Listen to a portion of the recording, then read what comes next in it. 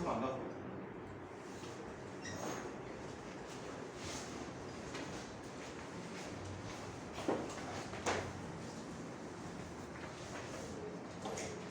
또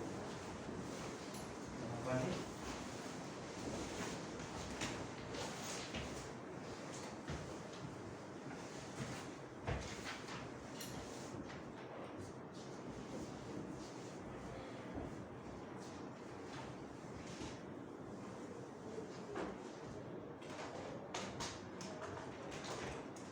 전체적으로 합격한 거를 축하드리고요.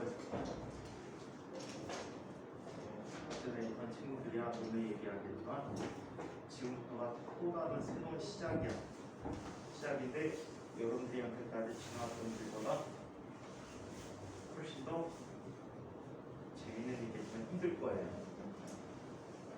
그 마음은 특히 내신이 가장 각이야. 누가 내신을 잘 맞느냐에 따라 조절 조진이 결정되지고, 조절 조진하는 친구들 같은 경우는 조절하는 친구들 같은 경우는 서울대나 연대를 쓸 수 있는데 조진하면 제한 쪽으로 받게 돼. 전체적으로 40%가 조절 조진이 되니까 내신을 각별하게 신경 써서 잘 정리하시기 바랍니다. 출석 좀 한번 불러봅시다.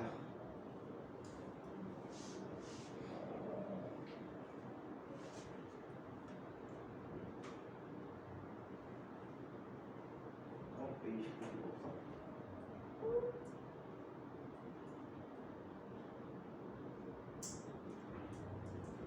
고경이 지나. 그래서 현진이 가람이 중학교 어디? 개수중. 누가 개수중이었지? 유담이가 개수중이었지. 대기. 대기는 어디 중? 부평 서중. 부평 서중. 서중에서 오랜만에 과학부가 나왔다. 초등학생 되게 오래전에 가르치는데 너네 선배가 선생님 수제자야. 경서중. 이 친구하고 사회. 어디 있다 그랬지? 선생님 수제자 어디서 근무하고 있다 그랬지? 미국 어디? 구글 엔지니어로 있습니다. 소프트웨어 엔지니어. 호성이 어디 중학교? 진산중학교. 대현이 나의 너는 이름이 어디 아직 안 들어갔나 봐. 은환지잖아.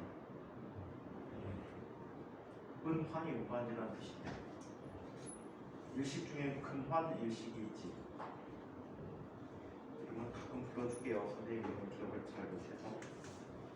자, 일단 인과계에 대해서 우리가 어떻게 나가는지 대략적으로 말씀을 드린 후에 진도를 나가도록 할게요. 인종과학부에서는 1학기 때 물리 1이 진행되져요. 자, 물리 1이 진행되지는데 물리 1은 전체 골고루 거의 다 나올 거야. 그래서 중간고사, 기말고사 각각에 대해서 문제가 20여 문제가 나올 거야.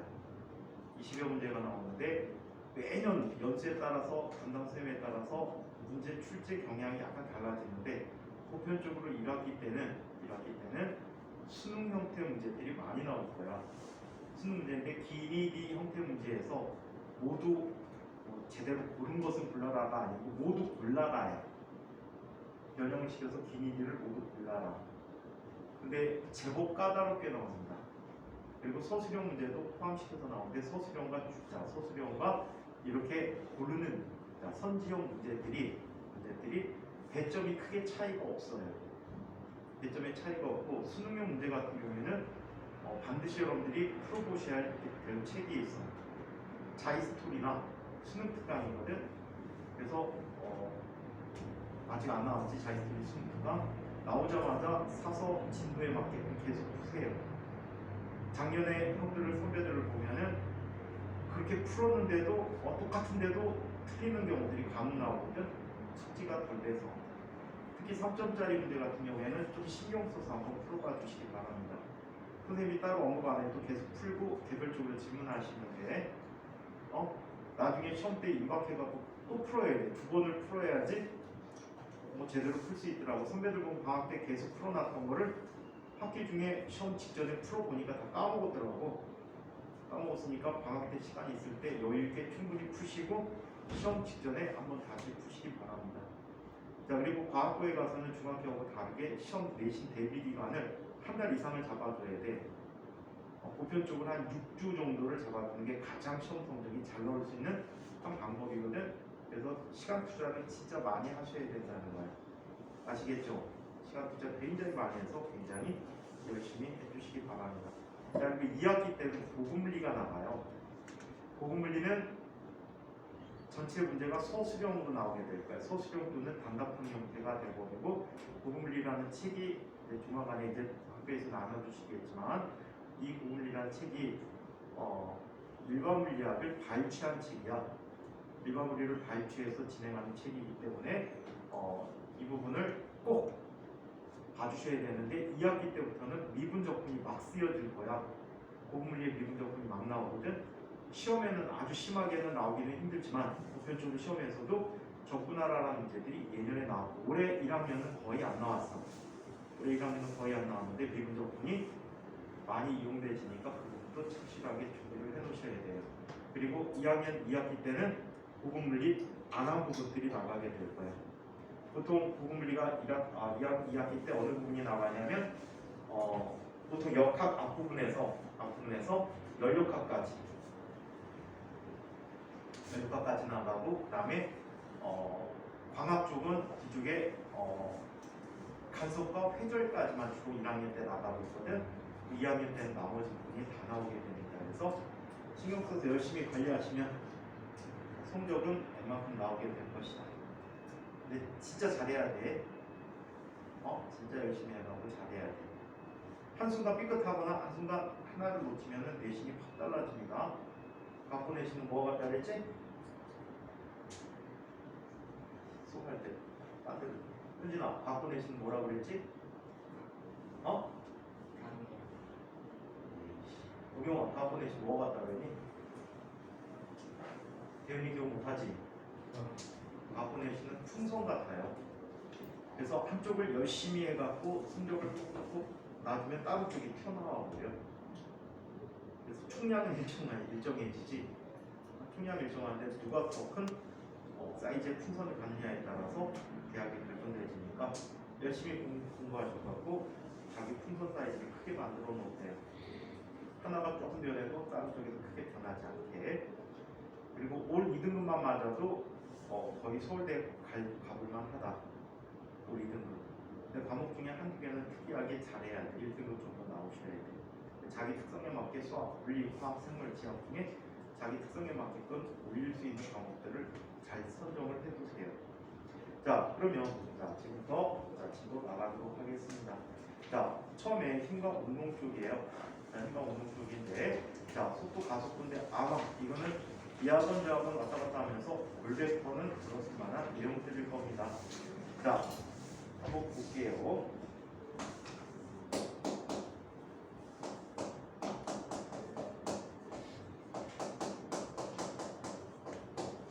자, 속도와 가속도에 대해서 한번 살펴볼게요. 첫 번째 이야기는 변이야. 자, 변이라고 하는데 이 부분을 좀 풀어서 이야기해 보도록 하겠습니다. 자, 물체가 운동한다 라고 하는 것은 어떤 경우에 물체가 운동한다 라고 할 수 있을까? 물체가 운동한다 라는 경우 어떤 경우 운동한다 라고 할 수 있지? 물체 운동의 정의. 진아야, 물체 운동의 정의. 꼭 힘을 받아야 오는 거야? 운동의 정의 어떻게 되지? 물체가 운동한다는 걸 어떻게 할 수 있지? 서로 익숙해지지 않아가 보자. 서로 대면대면 하구나. 근데 이제 앞으로 2년 동안 같이 갈 친구들인데, 참고로 인천과학부는 조절 조진 아닌 선배들이 없어. 잘못 다니던 선배들 조절 조진 못하면 반이 없어져. 다 조절 조진 간단 말이야. 이것 같은 경우 2년 동안 일했으니까 얼굴 맞고 살아야 돼. 같은 방 쓰는 친구들도 생길 수도 있어. 자, 물체 운동한다는 것은 뭐가 운동한다? 시간에 따라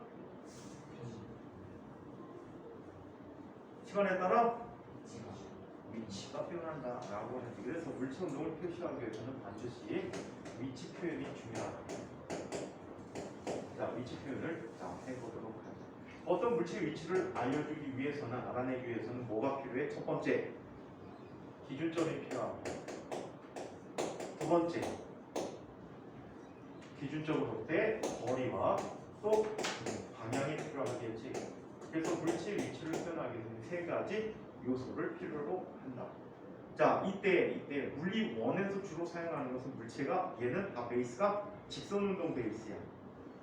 직선상의 운동을 나타내기 때문에, 자, 직선상의 운동을 하는 경우 딱 두 가지만 해볼게. 직선 운동과 평면 운동 일부만 살펴보도록 할게. 원래는 좌표계를 네 가지 이상을 배워야 돼. 네 가지 이상 배워야 되는데 그냥 간단하게만 갈게. 자, 첫 번째, 얘가 직선상의 운동을 하는 경우를 볼게. 자, 직선상의 운동을 하는 경우에 어떻게 되지? 자, 이렇게 직선을 가는, 자, 이 부분에 대해서, 자, 원점의 좌표를 기준으로 일정한 간격으로 물체의 위치도를 표현해 줄 수가 있어요. 자, 원점보다 반대쪽에 있는 아이들은 마이너스 9를 붙여서 나타내 주면 되겠고, 자, 그리고 위치는 단위 미터라는 단위를 써줘야 되겠지. 자, 어떤 시점에 물체가 B점에 존재한다라고 해. 그렇다면 B점의 위치는 어떻게 나타내 줄 수 있지? 수직선 표시 방법하고 똑같아. 원래는 원점으로부터 라는 말을 써야 되는데 보통은 생략하지. 그래서 원점으로부터 플러스 방향으로 몇 미터? 3m의 위치에 있다라고 얘기합니다. 이게 직선상의 운동의 표현법이야. 자, 한편 두 번째, 얘는 원에서는 필요 없는데 2에서 엄청나게 많이 쓰이게 되지. 평면상에서의 운동을 볼게.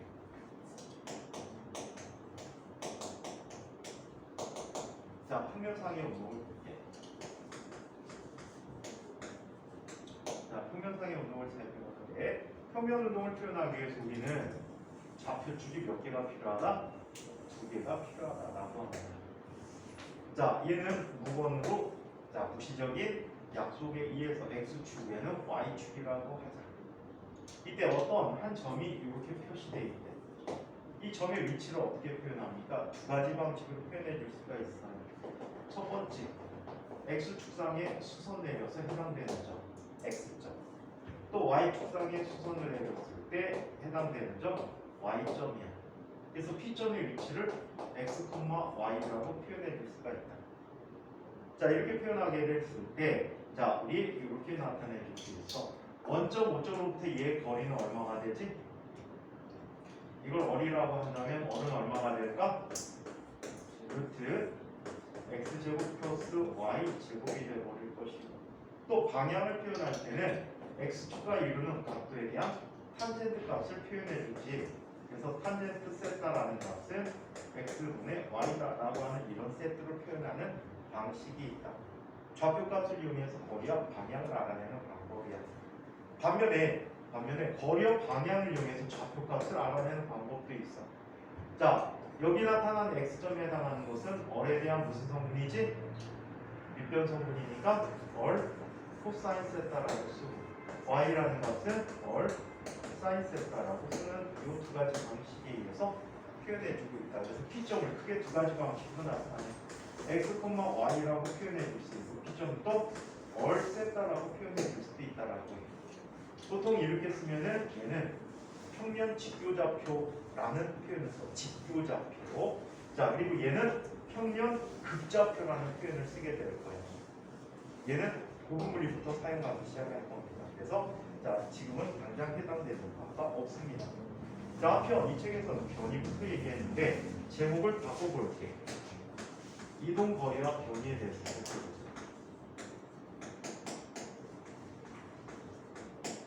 이동거리와 변이에 대해서 살펴보자. 이동거리라는 것은 이동거리라는 것은 물체가 이동한 경로를 따라 모두 합한 거리다.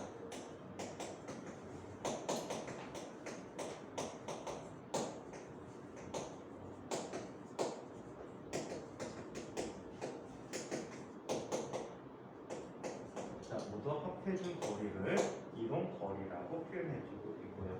자, 이 이동 거리에 대해서 이런 표현을 해줄 수가 있어. 여기 A점이 있고 이쪽에 B점이 있다라고 하자. 운동의 시작점과 끝점이 있다라고 할 때 A에서 B로 이동하는 방법은 자 계산해보면 몇 가지가 있을까? 생각해보면 갈 수 있는 방법은 무수히 많다. 자, 예를 들어서 여기에 무슨 큰 호수가 있었대. 돌아가는 방법. 또 이쪽 편으로 또 돌아가는 방법. 자, 그리고 배를 타고 직접 건너가는 방법. 방법은 엄청나게 많겠지. 이때 이동하는 방법에 따라서 이동거리는 다 어떻게 될까? 이 길이를 모두 합한 것들이 이동거리가 되거든. 자, 이동하는 방법에 따라 이동거리는 모두 다 어때? 다르다라고 표현해 줄 수가 있다. 오케이? 이동 경로에 따라 이동거리는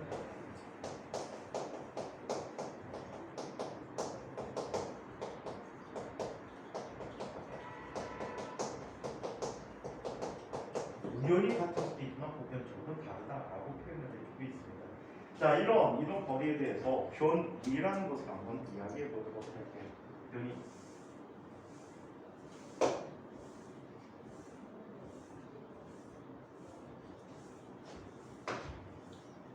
자, 변이를 이야기해 봅시다.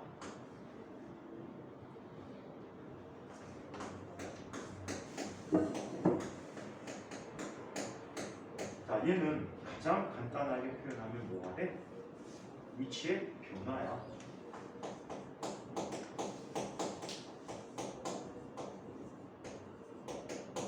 변이 혹시 영어로 뭔지 아는 사람이 있을까? 변이는 영어로 뭘까? 진아, 영어 잘하잖아. 변이가 뭐지? 자, 얘는 디스플레이스먼트야.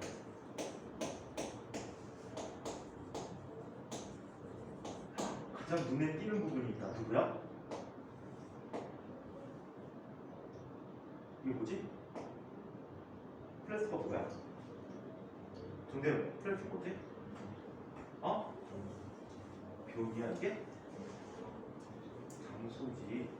여기 디스는 어파트먼트에 떨어져 있는 두 장소의 차이가 되는 거야. 어트는 명사야. 그래서 서로 떨어져 있는 거리를 변이라고 해요. 자, 그래서 이것을 변이라고 하는데 위치의 변화다. A점이 있어. B점이 있어. 그 다음 변이는 A에 있었는데 잠시 뒤에 보니까 B에 있는 거지.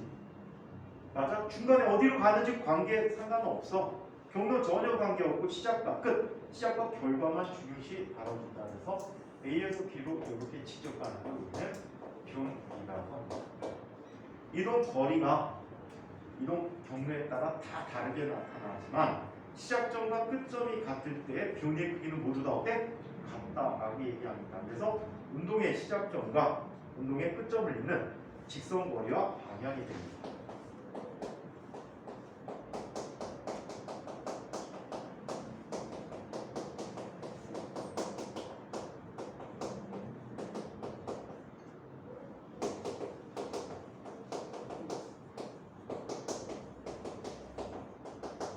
이것을 변이다라고 표현해주고 있다고 합니다.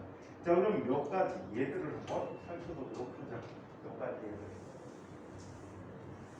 가장 쉬운 예들, 선생님들이 가장 많이 들어드리는 예들을 살펴보면 이런 예를 볼 수가 있어. A점이 있고 B점이 있고 C점이 있다라고 하죠. 자, A에서 B로 몇 미터 이동했대? 40m만큼 이동해요. B에서 C로 30m만큼 이동해요. 자, 이 물체가 A에서 출발해서 B를 경유해서 C까지 갔다라고 할 때 이 경우의 이동 거리는 얼마가 되지? 전체 이동한 길이를 합한 값이지 몇 미터? 70m가. 이거에 대해서 변위라는 것은 자, 변이라는 것은 운동의 시작점과 끝점을 잇는 자, 직선 거리가 되어버렸지. 자, 누같이 돼버렸어? 얘가 얼마가 돼버리니까 50m가 돼버린다라고 하지. 오케이? 자, 그래서 이동하는 방식은 실제로 굉장히 많겠지만 변이값들은 모두 다 동일한 값이 될까? 시작점과 끝점이 같다. 자, 근데 이렇게 문제가 나오는 게 원에서 거의 없어지고 요즘은 직선상에서 왔다 갔다 하는 운동을 주로 많이 물어보게 되지. 그래서 직선상에서 왔다 갔다 하는 걸 한번 이야기해 보도록 할게요. 한 방향으로 쭉 간다면 변이와 이동거리는 항상 같을 거야. 그치? 운동 방향 변화 없이 한 방향으로 쭉 계속 직선을 따라 운동한다면 이동거리와 변이가 모두 다 같겠지만 이렇게 나타나는 경우는 어떨지 한번 살펴보도록 하겠습니다. 원점이 위치가 있었는데 운동의 처음 시작점 처음일 때의 위치는 얼마큼의 위치에 있었냐면 6m에 위치해 있었다라고 하죠. 6m에 위치해 있을 때 이게 시작점이야. 출발점. 자, 중간에 살펴보니까 T가 중간 시간에 살펴보니까 얘는 몇 미터 위치했었대? 18m만큼 위치했었다라고 할까? 그리고 운동의 끝이 어디서 끝났대? 몇 미터에서 끝났대? 12m에서 끝났다라고 하자. 이 경우에 이동거리는 얼마가 되지? 모두 길이를 합해야 돼. 자, 플러스 방향으로 몇 미터 이동했니? 12m만큼 이동했지. 다시 되돌아오는 방향으로 몇 미터 이동했니? 6m만큼 이동했지. 그럼 전체 이동거리는 몇 미터가 돼? 18m가 이동거리가 될 거야. 오케이? 자, 이거에 대해서 변이는 어떻게 될까? 변이는 시작점과 끝점을 화살표로 연결하라고 했지. 그래서 얘는 오른쪽을 플러스라고 놓는다면 플러스 방향으로 몇 미터 변이일 때 6m의 변이를 갖는다라고 얘기해 줘야 되겠다. 오케이? 시작점과 끝점을 직접 있는 화살표 방향으로 표시해 주시면 되겠습니다. 자, 그래서 이 표현까지 한번 책으로 정리 한번 해보고 가도록 할게요. 자, 위치. 물체 위치는 기준점으로부터 떨어져 있는 거리와 방향으로 나타낸다. 즉, 물체의 위치를 표시하기 위해서는 기준이 되는 기준점이 필요하며 기준점을 어디로 정하느냐에 따라 물체의 위치가 달라진다. 직선상에서 위치를 나타낼 때의 방향은 플러스와 마이너스 5로 나타내준다. 변이는 물체가 운동을 할 때 운동 경로에 관계없이 처음 위치에서 나중 위치까지의 위치 변화량을 변이라고 한다. 변이의 크기. 처음 위치와 나중 위치를 연결한 직선 거리가 변이의 크기고 변이 방향은 처음 위치에서 나중 위치를 향하는 방향을 이야기한다. 직선상에서 물체가 이동을 할 때 변이가 양의 값이면 처음 위치에 대해서 플러스 방향에 있다는 뜻이고, 자, 변이의 x가 마이너스 값에 위치해 있다면 마이너스 방향을 향해서 이동했음을 의미해주고 있다고 합니다. 자, 이쪽에 직선상에서의 물체의 위치 표시 방법, 수직선을 이용한 방법에 대해서 살펴보는데, 직선상에서 물체의 위치를 나타낼 때 한쪽 방향을 플러스로 정하면 반대 방향은 마이너스로 나타낸다. 즉, 다음 그림에서 P와 Q의 위치는 각각 다음과 같음을 나타낼 수 있다. P점 원점을 기준으로 플러스 방향으로 3m에 위치해 있다라고 할 수 있지.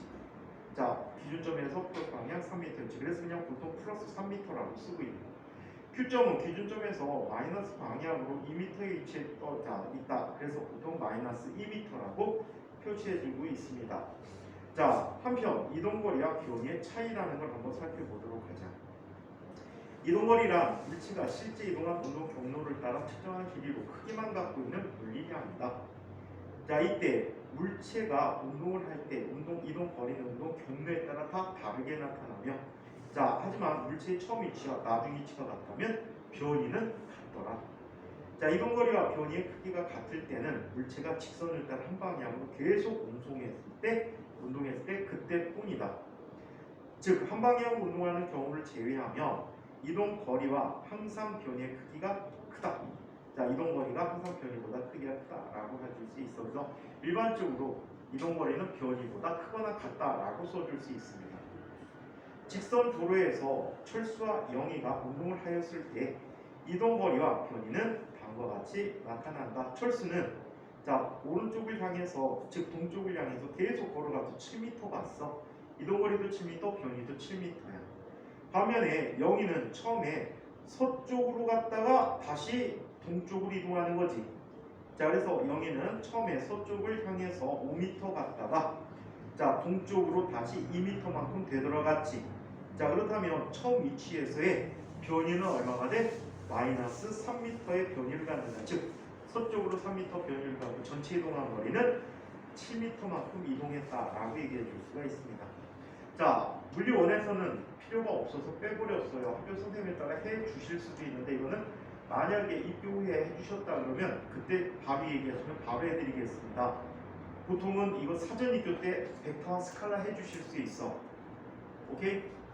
그래서 요건 아마 다음 주쯤에 나 해줄까? 작년 같은 게 사전 입교 기간 때 해줬거든. 사전 입교 기간 중에 해줬기 때문에 요거를 벡터 스칼라를 다음 시간에 해주도록 할게요.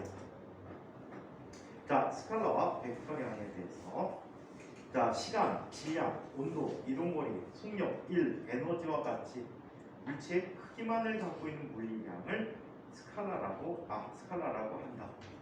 자 반면에 자 변이나 속도, 가속도, 힘, 운동량, 충격량과 같이 크기와 방향을 함께 가지는 물리량을 벡터량이라고 한다. 자 그래서 이렇게 스칼라와 벡터량이라는 게 있고 또 말이 안 되는 얘기가 밑에 있어. 이동거리와 시간의 그래프로 적당하지 않은 경우인데 이동거리는 마이너스로 감소할 수가 없지. 맞아요? 그 얘기를 써놓은 이야기야. 그래서 이거는 변이는 가능하지만 또는 위치는 가능하지만 물체 위치에 대한 표현은 가능하지만 이동거리로는 잘못된 그림이다. 이동거리는 줄어들 수 없다. 갔다가 되돌아오는 것도 다 이동거리는 더해지기 때문이라고 합니다. 자 이번에는 두 번째 속도와 속력에 대한 이야기를 한번 살펴보도록 하죠.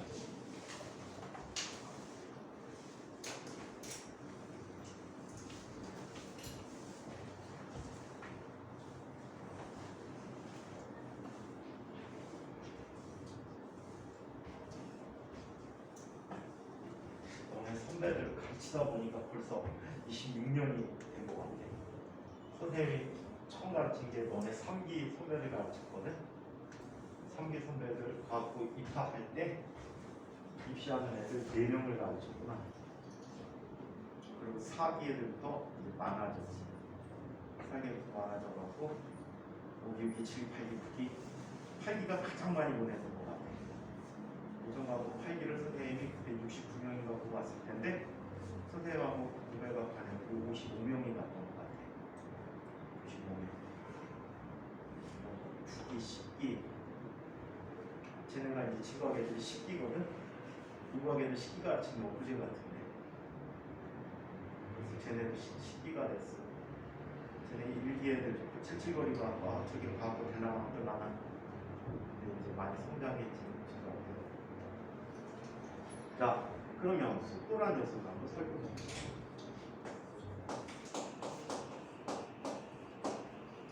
자, 제목은 속도와 속력으로 바꿔 쓰셔도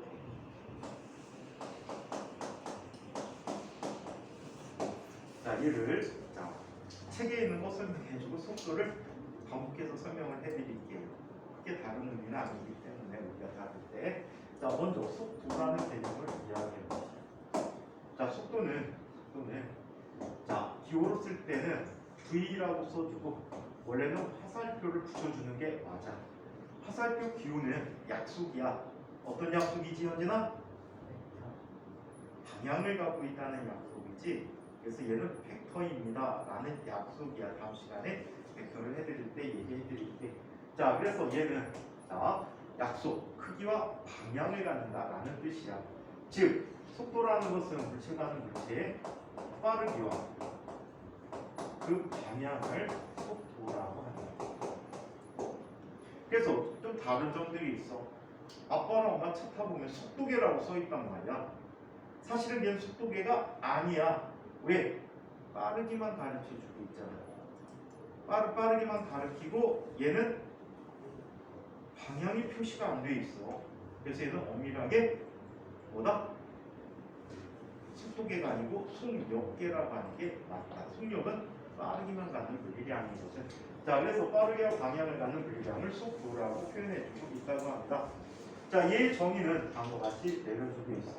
자, 얘는 단위 시간 동안에, 자, 물리에서의 단위 시간은 1초를 주로 사용하게 됩니다.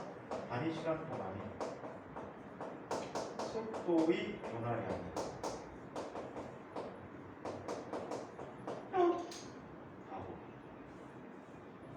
변이야. 단위 시간 동안의 변이를 우리는 속도라고 한다. 구하는 식은 속도는 전체 걸린 시간보다 변이라고 구해주고 있다. 단위는 미터다 라고 얘기해주지. 기호로 나타내줄 때는 이렇게 나타내줄 수 있어요. 속도라고 하는 녀석은, 자, 당분간은 1차원 운동이기 때문에 방향을 빼버릴게. 1차원 운동이기 때문에 방향 빼버리고, 자, 걸린 시간 얼마? 델타 t를 걸린 시간이라고 합시다. 델타는 누구누구의 차이, 누구누구의 변화량이라는 뜻을 가지고 있어요. 자, 이것분의 x방향 이동해서 델타 x라고 표현해 주도록 하자. 오케이? 자, 그래서 얘는 뭐가 돼? t2 t1분의 x2 x1이라고 해주지. 단위는 단위는 미터 퍼 세컨라는 단위를 사용하고 있다라고 합니다. 자, 얘를 살펴보면 이런 예를 갖고 있네요. 직선상에서 쭉 운동한다. 되돌아오는 운동도 상관은 없습니다. 자, 원점의 위치에 대해서 t1일 때 x1의 위치에 있고 t2라는 시간일 때 얘는 x2의 위치에 있다라고 합니다. 자, 그렇다면 얘가 갖는 변이는 시작 위치에서 끝 위치가 변이가 되고, 운동하는데 걸린 시간은 t1에서 t2까지 움직였으니까 t2-t1이 운동 시간이 된다라고 할 수 있겠죠. 자, 그래서 이게 일반적인 속도에 대한 정의가 됩니다. 자, 이 속도의 정의로부터 평균 속도와 순간 속도를 이야기해 보도록 하겠습니다.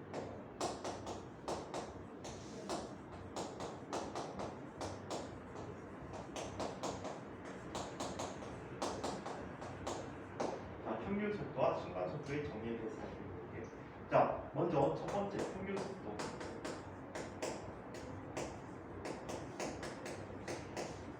자, 평균 속도는, 자, 쓰실 때 v 바에 이렇게 쓸 수도 있어.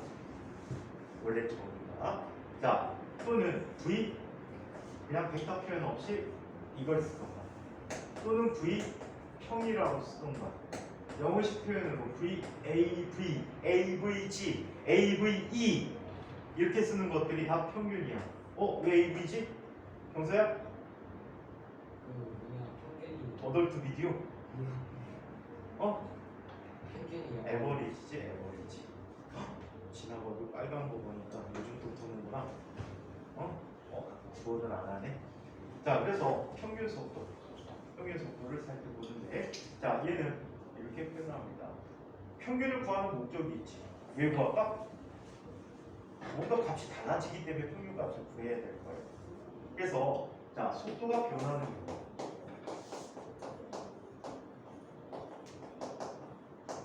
속도가 변하며 운동하는 경우,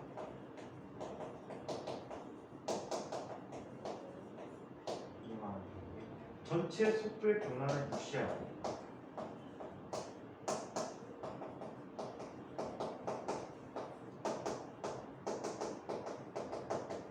속도 변화를 무시하고 전체 변이를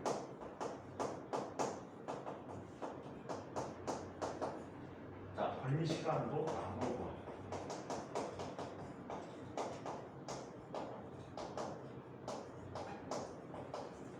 자, 이러한 속도를 평균 속도라고 이야기합니다. 오케이? 이 중학교 개념을 이해하면 좀 더 쉬울 거야. 중학교 3학년 과정 여러 가지 운동에서 시간과 속도의 그래프가 주어지는데, 중학교 과정은 속도가 일정한 운동만 배웠지 등속도 운동을 하게 돼. 이때 이 그래프의 아래 넓이가 의미하는 게 뭘 의미해준다라고 했지? 이 그래프 아래 넓이가 의미하는 것은 물체의 여기서는 변위가 되겠지. 중학교 때는 이동거리라고 배우셨을 거야. 변위 개념이 없기 때문에. 자, 이렇게 변위를 갖게 될 때. 그런데 말이야. 그런데 자, 속도가 시간에 따라서 자꾸만 변했대. 자, 속도가 자꾸만 변해. 이렇게 변했대. 자, 이렇게 변했을 때도 이 그래프의 아래 넓이는 뭘 의미해주지? 얘가 변위를 의미해주게 되는 거야. 얘가 변위. 이때 자, 같은 시각에 대해서 이 시각으로 나눠주게 되면 일정한 어떤 높이 값을 구하게 될 거야. 그치? 위에 부분 남는 부분을 아래 부분에 다 채워줄 수 있는 어떤 특별한 올렸다 내렸다 한번 찾아줄 수 있겠지? 이 값이 되는데 이 값이 바로 평균 속도라는 뜻이야. 그러면 전체 면적이 변이가 될 것이고 밑변으로 나누면 일정한 높이를 갖게 되는데 그때 이 값이 평균 속도라는 뜻이지. 그래서 전체 변이를 시간으로 나누고 한 속도를 평균 속도라고 한다. 그래서 이 속도, 평균 속도 구하는 식을 살펴보면 평균 속도는 다음과 같이 쓴다. 자, 평균 속도는 전체 걸린 시간분. 걸린 시간분에 자, 얘 뭐가 돼? 변위를 해준다. 이거 좀 전에 본 표현하고 똑같지 않니? 정의의 표현이지. 그래서 나중에 대항물리를 배우실 때는 정의가 없어. 평균값부터 얘기해. 이게 정의야. 오케이? 우리가 이렇게 쓰는 것은 일본식 교육이야. 일본은 정의를 내려주고 각각을 구분해 주는데 미국 책은 평균값, 순간값 주고 끝이야. 그래서 제하고 똑같을 수밖에 없다는 것을 자, 참고로 기억해 두시기 바랍니다. 이게 바로 평균 속도였다. 식으로 써주면 바라고 써도 되고 그냥 평이라고 쓸까 이해하기 쉽게. 자, 그럼 얘는 뭐가 돼? 델타 t분의 델타 x가 됐다라고 할 수 있다. 책에서는 s도 많이 써. s도 많이 쓰는데 지금 x를 계속 쓰는 이유는 1차원 운동이다. 직선상에서의 물체 운동이다 라는 걸 강조하기 위해서 x로 써드렸어요. 자, 이 평균 속도에 대해서 순간 속도에 대한 개념을 또 살펴보자.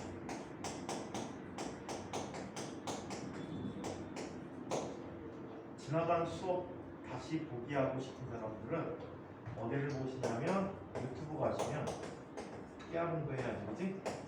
물표 TV에다가 그날 수업한 거를 선생님 퇴근할 때 다 올려주고 있거든. 올라가는데 한 30분 정도, 30분에서 40분 정도 걸릴 거예요. 그래서 집에 도착하시면 다시 보기 하실 수 있습니다. 아시겠죠? 구독, 좋아요. 동영상 한 번도 안 들어갔잖아. 그치? 너 수업 빠진 날마다 선생님이 영상 안 찍. 이거지? 거짓말.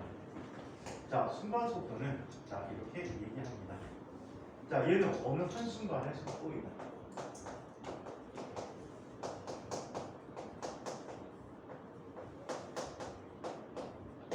자, 어느 한순간의 속도를 평균 속도다라고 얘기해요. 딱딱 찍은 순간순간의 속도야. 좀 더 물리적으로 표현한다면 얘는 이렇게 표현해. 아주 짧은 시간 동안에 변위를 순간 속도라고 표현해주고 있습니다. 아주 짧은 시간 동안에 변위가 순간 속도. 식으로 나타내준다면 아주 짧다라는 걸 표현하기가 매우 우리말로 식으로 쓸 때 애매하지. 하지만 수학에서는 아주 짧게 만드는 약속 기호가 있어. 어떻게 써주고 있어? 순간 속도는 그냥 V라고 많이 써. 특별히 처음자 안 붙이면 그냥 순간값인 경우들이 많아. 자, 얘는 리미트라는 걸 쓰지. 제한하다. 극한이야, 극한. 자, 이때 뭘 제한합니까? 시간 간격을 0으로 바꿔주는 거야. 그럼 매우 짧은 시간이라는 뜻이 되겠지. 매우 짧은 시간 동안에 그 시간 동안에 물체의 변이를 의미해 준다. 혹시 미분 배우신 사람? 미분 적분. 미분 적분. 미분 적분. 셋은 배웠지? 얘를 도함수 정의라 해서 1차 도함수가 되고요. 아주 작은 델타를 d로 바꿔주면 돼. 그래서 약속 기호로 이렇게 쓰게 돼. 아주 짧은 델타는 d야. dt분의 dx라고 써. 그래서 얘가 미분의 정의입니다.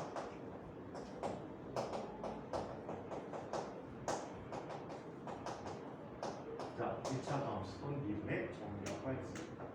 그래서 어느 매 순간순간에 그때의 빠르기를, 자, 빠르기와 방향을, 자, 순간 속도, 전체 변이를 시간으로 나눈 것을 평균 속도라고 개념을 잡아주실 수가 있다. 자, 보통은 우리가 직선상의 운동을 하기 때문에 방향을 특별히 고려하지 않아도 되는 것들이 많이 있어요. 자, 그러면 이걸 한번 살펴보도록 하자. 그래프 관계를 이야기해 볼게요.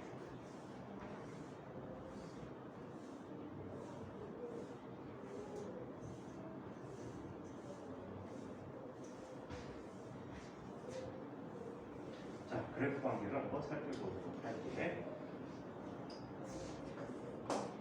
위치 시간의 그래프를 한번 표현해 보도록 하겠습니다.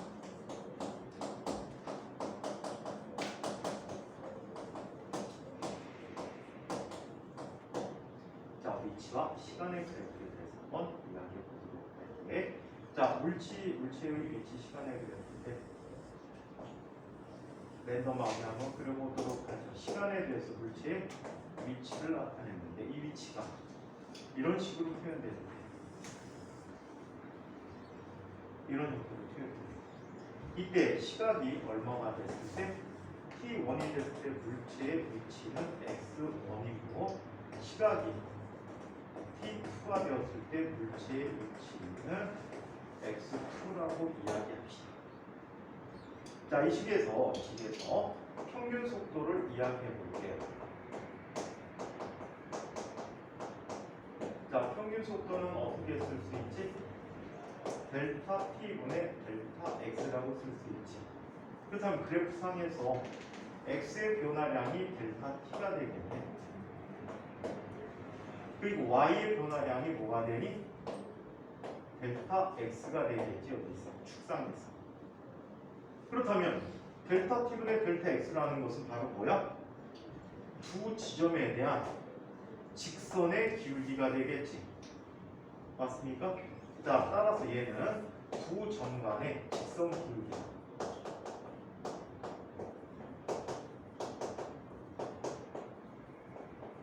직선의 기울기. 자, 한편 순간 속도를 보자.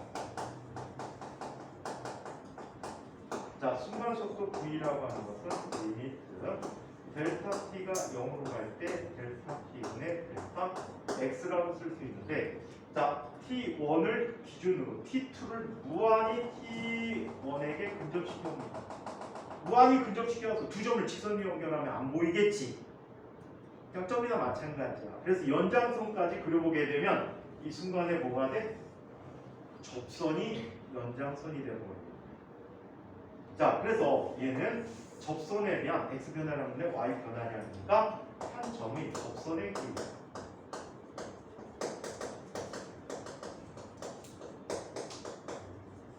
자, 이것을 우리는 순간 속도다라고 표현해주고 있습니다.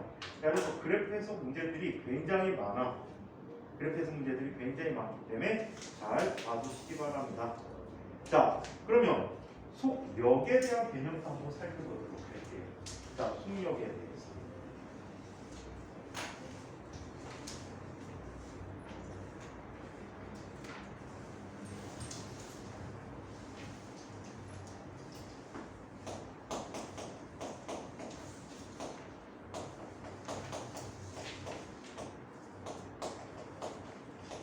자, 속력과 속도의 차이에 대해서 한번 살펴보도록 합니다.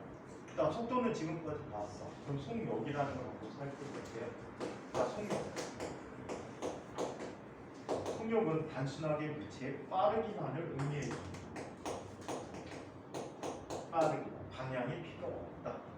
자, 그래서 얘의 정의는 속력은 전체 말을 써드릴게요. 자, 속력의 정의는 단수단 빠르기 위해는 자, 단위 시간 동안이에요. 역시 1초가 되겠지. 이동거리가 돼요. 단위 시간 동안의 이동거리가. 그래서 속력 구하는 시간.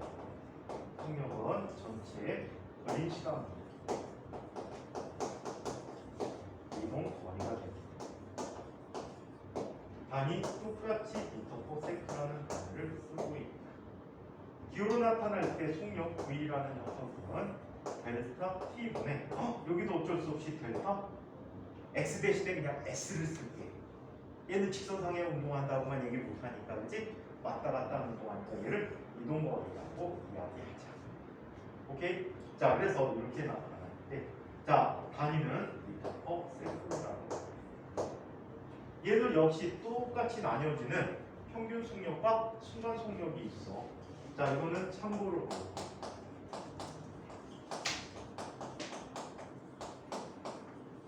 자, 평균 속력이라는 것은 자, 전체 이동 거리를 걸린 시간으로 나누고 한 속력이다. 자, 그래서 자, 얘는 평균 속력은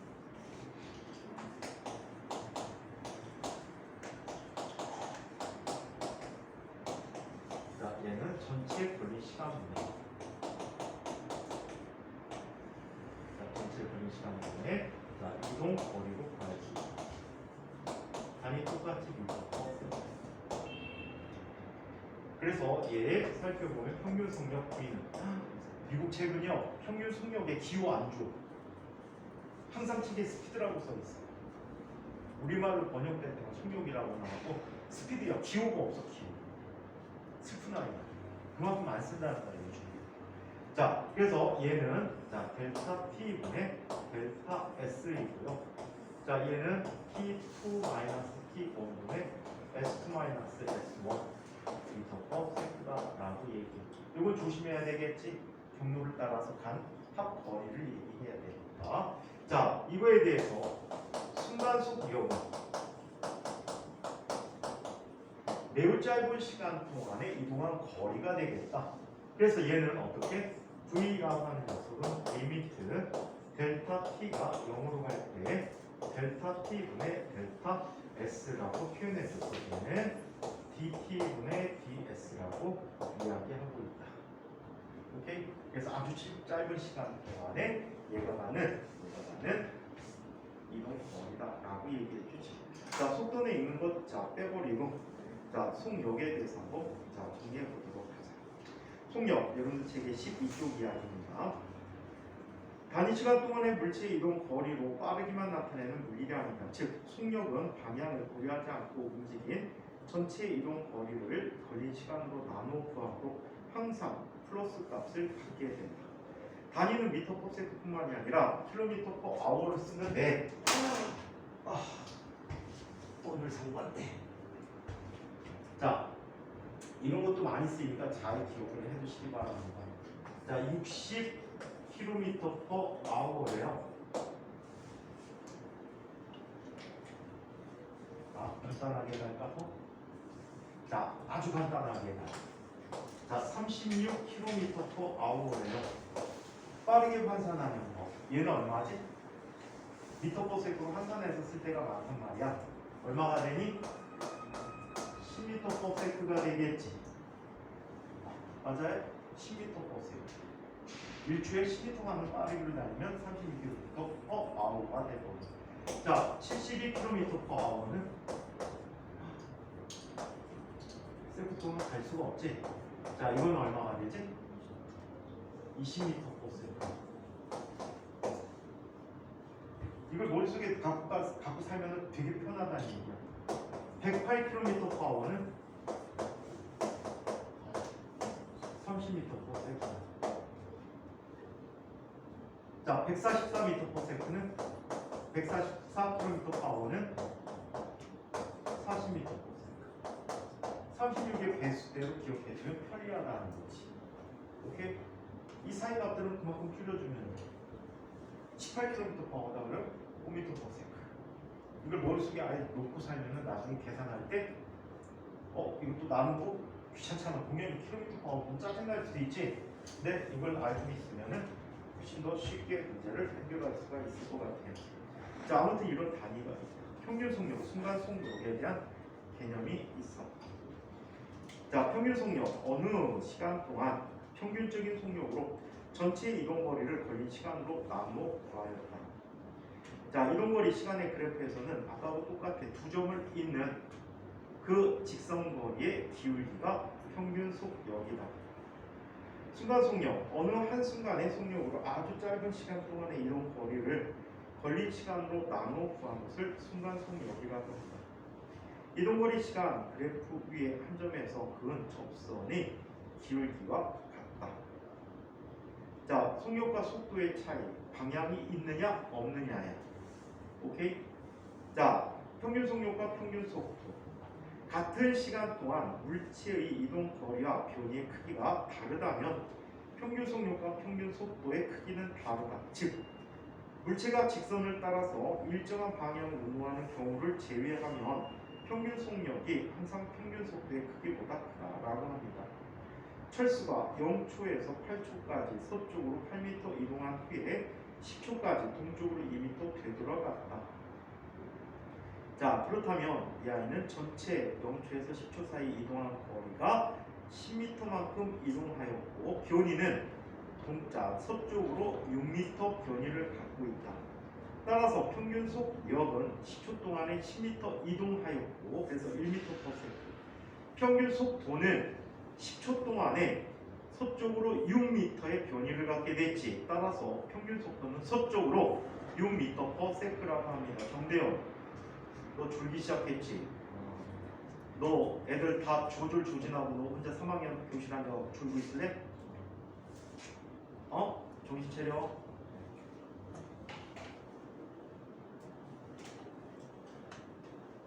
자, 하지만 순간 속력과 순간 속도는 엄청나게 짧은 시간이기 때문에 변이나 이동거리나 차이가 있어 없어?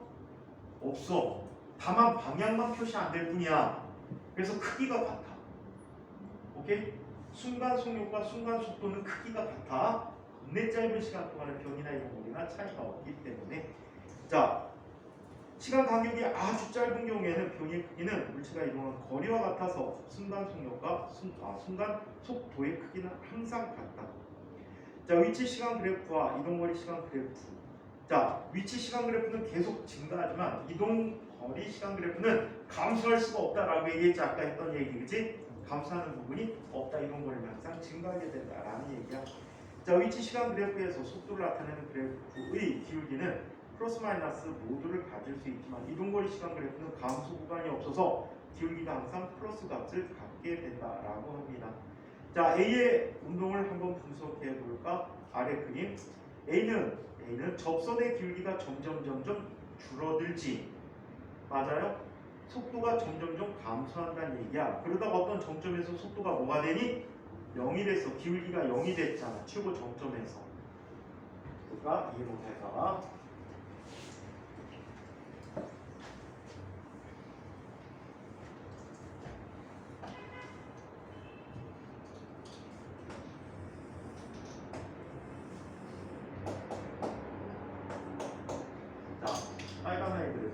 이런 식으로 돼 있다.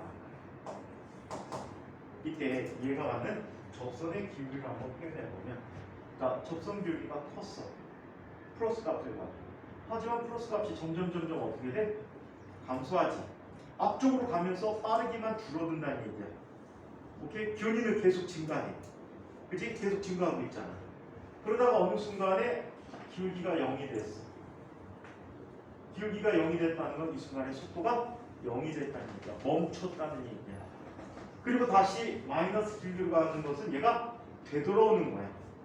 기울기는 점점 커지니까 되돌아오면서 빨라지겠지. 오케이?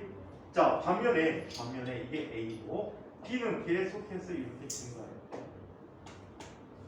얘는 증가하는 정도가 일정해. 속도가 일정한 거야. 이걸 바로 다음 절에서 배우는 등속도 운동이라고 하죠. 이 기울기가 바로 속도라는 얘기예요. 살펴보니까 얘는 단위 시간 동안 전체 걸린 시간 동안에 위치가 똑같은 만큼 변이하였네. 그치? 그럼 평균 속도가 어떤 운동이야? 평균 속도가 어떤 운동이야? 같은 운동이다 라고 해줄 수가 있어. 평균 속도가 같다. 책 얘기로 잠깐 한번 정리해볼까? 이것도 그래프 해석 문제가 워낙 많아서 한번 보는 거야. 그림은 자동차 A와 B가 직선 도로를 따라 달릴 때 자동차의 위치를 시간에 따라 나타내는 것이다. 이때 A와 B의 운동을 분석하면 다음과 같다. A. 접선의 기울기의 절대값이 점점 작아지다가 0이 된 후에 다시 커지므로 속도가 계속 변하는데 감소했다 0이 됐다 다시 되돌아오면서 빨라지는 이런 속도를 갖게 됐다라고 할 수 있고, B. 기울기가 일정하고 속도가 항상 일정한 운동을 한다. 이동거리의 비교. 자, 이동거리는 자, A는 갔다가 되돌아왔지. 맞습니까? A의 이동거리가 A는 갔다가 이만큼 온 거야. 그럼 얘는 이만큼 계속 점진적으로 갔어. 변이는 같지만 A의 이동거리가 더 크다라고 할 수가 있겠고, A는 도중에 운동 방향 바뀌어서 되돌아왔으니까 이동거리는 A가 더 크다. 변이는 서로 같다. 평균 속력은 이동거리가 더 큰 A가 더 크겠지. 하지만 평균 속도는 같다. 변이가 같으니까. 그래서 이런 해석을 해줄 수가 있습니다. 자, 그러면 네 번째. 옛날 너네 선배들은 이맘때 대학물리 했는데 학교에서 1학년 때부터 대학물리를 계속 나갔거든. 대학물리 계속 나가니까 대학물리 했는데 재미가 없는 사람들이 좀 있을 거야. 근데 잘 봐줘줘야 돼. 잘 봐줘줘야 돼. 학교 시험 문제는 누가 익숙하게 잘 푸느냐야. 유사한 형태를 누가 익숙하게 잘 풀어가는지가 중요하기 때문에 굉장히 중요하고, 자이스토리 나오자마자 해야 돼. 자이스토리 1월달쯤에 나오지. 소점에 며칠 나온다고 써놓치는데 요즘 소점 안 나와서 모르겠다. 자이스토리 시간 나오면 순특강까지 문제가 비슷한데 약간 다른 것들이 있거든. 근데 보통 자이스토리가 좀 편한 편이야. 두꺼워서 그렇지. 자, 이번에는 네 번째,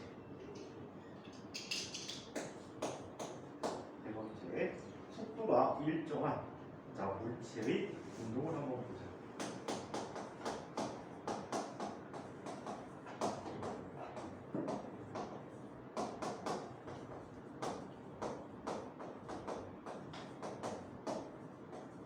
자, 속도가 일정한 물체 운동을 이야기해 보자. 등속 직선 운동을 하자.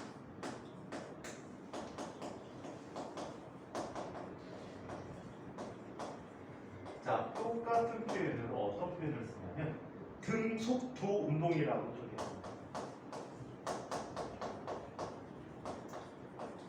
등속도 운동이라고 하는 것은 등속 직선 운동, 빠르게 일정하고 한쪽 방향으로 쭉 가는 그런 운동이다라는 것. 자, 기억해 주십니다. 대표적인 등속도 운동. 자, 등속도 운동은 어떤 게 있냐면 가장 대표적인 거, 에스컬레이터.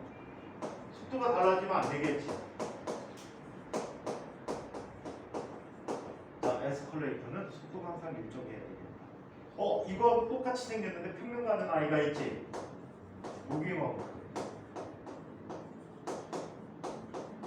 무빙워크도 역시 일정해야 된다. 만약에 이게 속도가 자꾸 바뀌면 넘어지게 될 거야. 그게 탄 사람들이. 또 일정해야 되는 거. 공장에 있는 컨베이어 벨트.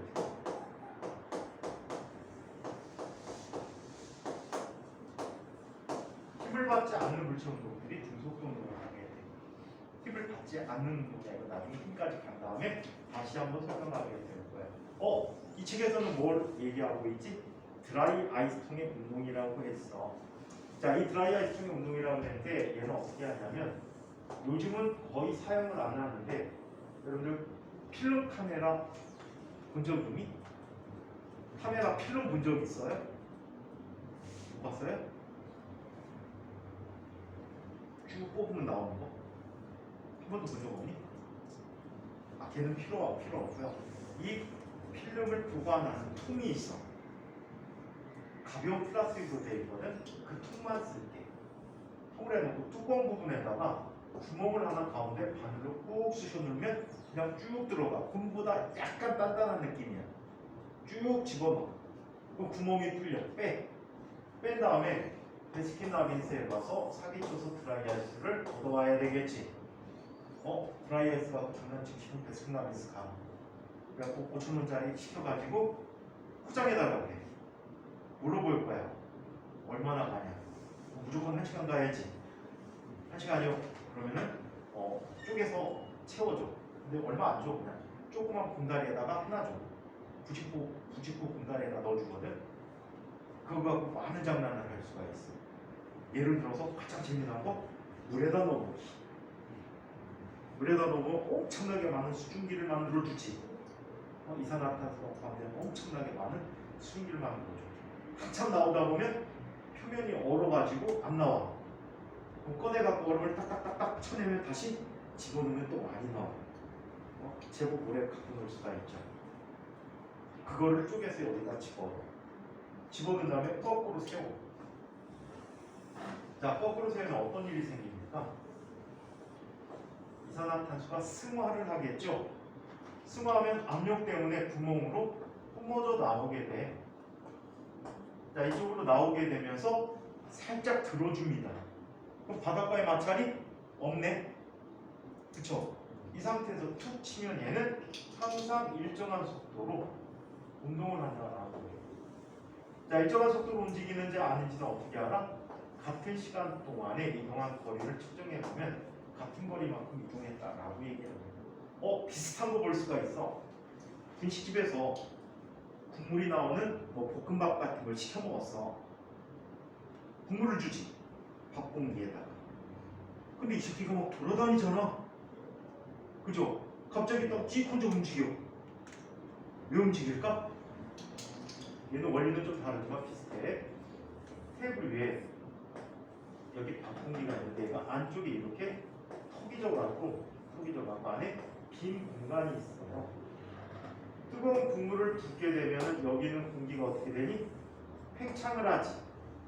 그럼 처음에 팽창하고 계속 견딜 수 있는 만큼 견디다가 새 나가는 거야. 새 나가는 동안에 찌 이동해. 상당 부분 빠지면 섰다가 좀 있다가 다시 찌 이동해. 그럼 얘를 이동하지 않게 하려면 어떻게 해주면 되지? 휴지 한 장 깔아주면 안 움직이지. 휴지 섬유 사이로 따뜻해진 공기가 빠져나가니까 안 움직이는데 드라이스톤하고 비슷한 경우가 될 겁니다. 자, 이런 경우가 등속도 운동이라고 해요. 등속도 운동에서는 두 가지 식과 두 가지 그래프가 중요합니다. 자, 어떤 식들이 필요하는지 한번 살펴볼게요. 먼저, 자, 일반적인 속력 구하는 식은 자, 델타 T분의 델타 S라고 하는데 우리 보통 이 책에서는 T분의 S라고 쓸게요. 그래서 이 값이 항상 어때? 일정하다라고 이야기합니다. V가 일정하다. 그러면 얘가 갖는 이동거리 또는 변이는 누구에 관계하겠지? S는 누구에 관계해? 시간에 관계하겠지. 시간이 클수록 물체하는 이동거리 또는 변이는 것이다 라고 얘기해.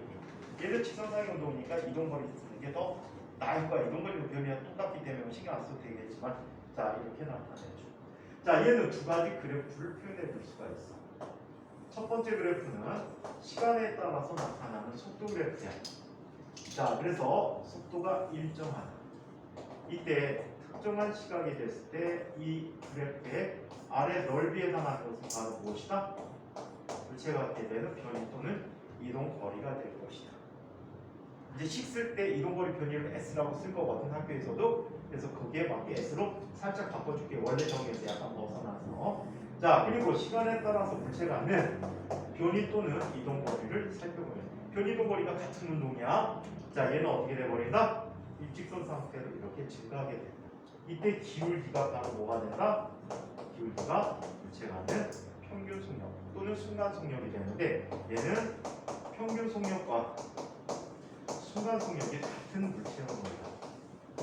그래서 이게 등속도 직선 운동이라고 합니다. 자, 아래 그래프 보니까 기울기 크고 작은 거, 속도 크고 작은 거로 표현한 그래프가 나왔는데 그닥 중요해 보이지 않아서 넘어가시고 다음 시간에 가속도 운동부터 진행하도록 이 내용까지 질문 있는 사람. 질문 있는 사람이요? 저는 없습니까? 좀 각오를 많이 잘 다지시고 학교 들어가서 진짜 잘할 수 있도록 열심히 노력하십시오.